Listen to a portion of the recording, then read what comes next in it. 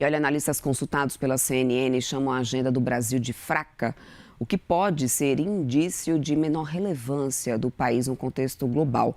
Sobre a presença brasileira no fórum, eu converso agora com a Juliana Inhas, que é professora de economia do ISPRA, que já está aqui comigo. Juliana, bem-vinda, minha querida, sempre aqui à nossa programação. Bom dia para você.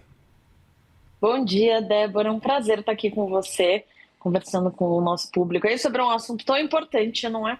Pois é, e que tem causado realmente muito burburinho, até em alguns momentos estranheza, né, Juliana? Porque a gente começa com o governo, a Lula 3, né, com o presidente Lula querendo retomar essa agenda internacional, né, essa posição de líder também de boa diplomacia em relação internacional, fez diversas viagens, mas parece que esse ano de 2026 ele realmente fechou a agenda para o Brasil, né? Não foi para a assinatura do acordo Mercosul-União Europeia, não está presente lá, ou minimamente presente o Brasil com suas autoridades públicas nesse Fórum Econômico Mundial de Davos.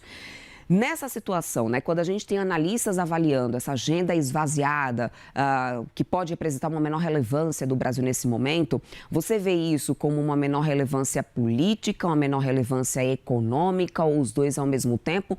Qual que é a sua avaliação dessa ausência de autoridades públicas nesse momento em Davos? O Brasil sai perdendo, Juliana? Olha, acho que o Brasil sai perdendo, sim, num momento em que o posicionamento é importantíssimo, né? A gente está vendo toda a questão que envolve economia americana, economia europeia. O Brasil é um país importante, é um país relevante dentro desse cenário, e a gente já se esquivou muito de tomar partido ou se posicionar em momentos importantes aí, né, da geopolítica mundial. A gente, por exemplo, ficou um tanto de fora do posicionamento entre os conflitos entre Rússia e Ucrânia, por exemplo. Então, isso sempre pegou mal, né? O pessoal fora do Brasil, né, os países, as lideranças, investidores, no geral, cobravam, né, direto ou indiretamente, um posicionamento do Brasil. Quando a gente vê o Brasil de fora, né, porque essa participação do Brasil é praticamente uma ausência de participação, né? O Brasil sempre foi muito representativo em fóruns como esse, sempre gostou de mandar delegações gigantescas, inclusive em alguns momentos nós até criticávamos, né, delegações muito grandes, o custo dessas delegações, mas a gente parece que foi para o outro extremo e quase que não está participando desse Fórum de Davos desse ano. Então, acho que isso, sem dúvida, mostra uma grande preocupação hoje com ter que olhar para a agenda interna, né? Então, a gente está num ano de eleição, é um ano difícil, é um ano em que a gente precisa realmente ter, se o governo, né, quer fazer aí a sua reeleição, vai precisar colocar esforços dentro aqui da própria economia, mas eu acho que tem um outro ponto muito sensível, Débora, que é o fato de que hoje o Brasil não tem o que apresentar de diferente em Davos, né? Se a gente for olhar aí os últimos 3 anos, né, considerando essa agenda econômica que o presidente Lula veio trazendo para esse terceiro mandato, a gente tem muito pouco a apresentar. Então, eu acho que a gente, na verdade, está unindo aí uma necessidade interna. O presidente entende que precisa colocar esforços dentro da economia local, mas também uma percepção de que ir para Davos para não ter o que mostrar talvez seja pior do que quase que não ir. E aí, do ponto de vista de investidor, né, de decisão de investimento, Juliana, o que essa ausência dessa agenda robusta para o Brasil sinaliza para o investidor estrangeiro que está nesse momento comprando, né, ou comparando o Brasil com os outros emergentes para investir? Bom, sinaliza primeiro uma fragilidade macroeconômica conjuntural que está explícita, né?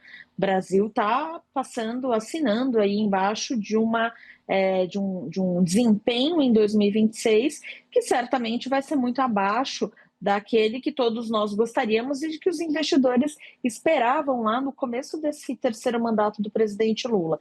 Então, primeiro passa essa percepção, mas para além disso traz uma ideia aí de riscos e incertezas que estão evidentes dentro da economia brasileira, né?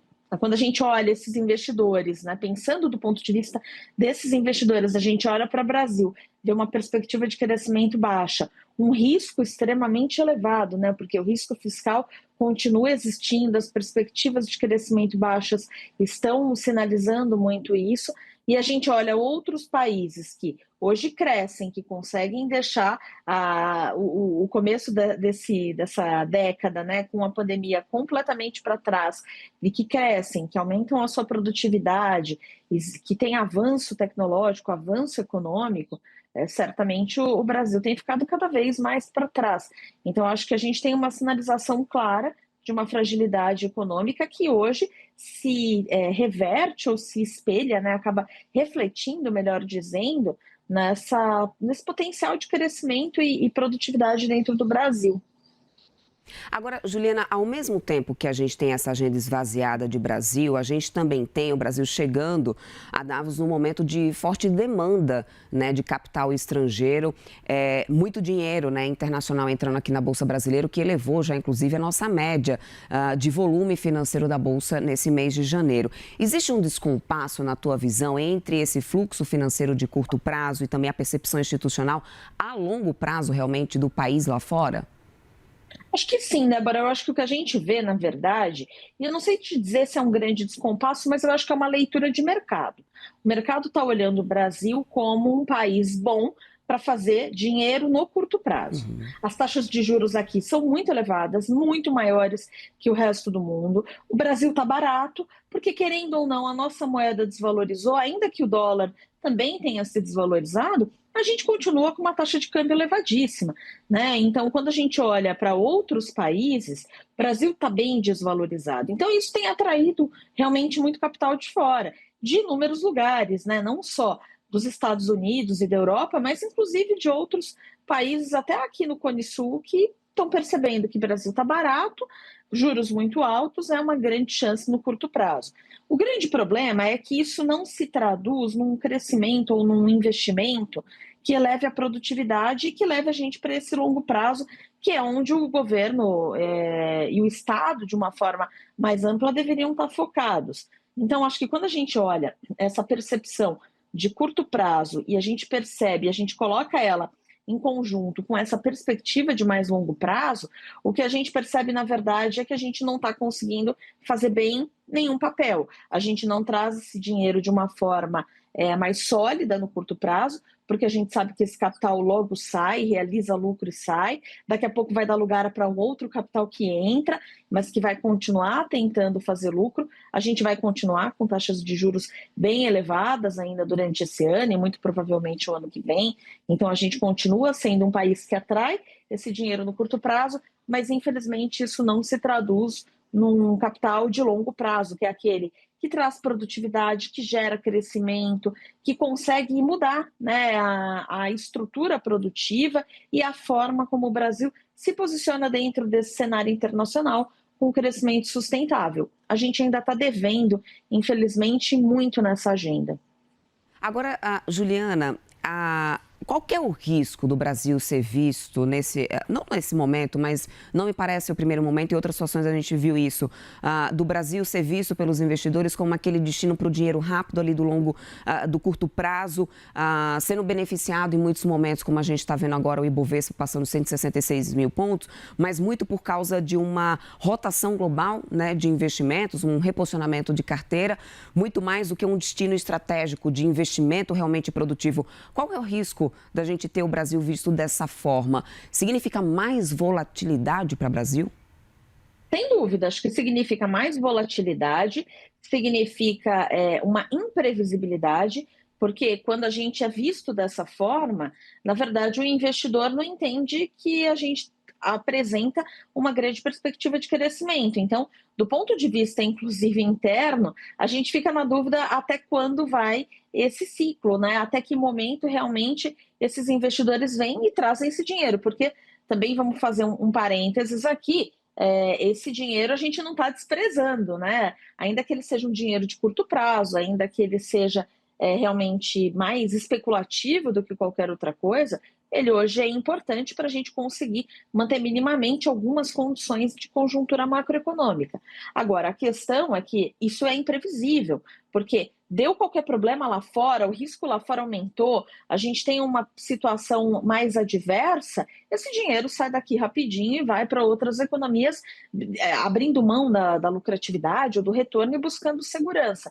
Então, o grande problema é que a gente tem volatilidade, a gente tem uma grande incerteza, no final das contas a previsibilidade some, e a gente está deixando aí uma marca de um país que tem ficado cada vez mais para trás. Né? Quando a gente compara Brasil com outros pares, a gente percebe o quanto a gente está ficando para trás em produtividade, em tecnologia, em capacidade produtiva. Né? Então, acho que a gente está passando recados que são importantes para a gente entender, eventualmente, o que vai acontecer daqui para frente. Né? A gente não vai se surpreender se daqui a 4, 5, 10 anos a gente realmente estiver muito abaixo aí, ou muito aquém de outros países que hoje parece que estão mais próximos, justamente porque a gente não está conseguindo, com esse capital, investir em agendas que para a gente são fundamentais para ter esse crescimento mais sustentável. Juliane Ais, professora de Economia do INSPER, é sempre muito bom bater um papo contigo, é sempre uma aula querida, muito obrigada, boa quarta-feira para você e até a próxima. Obrigada, querida, para todos nós um ótimo dia. Até mais.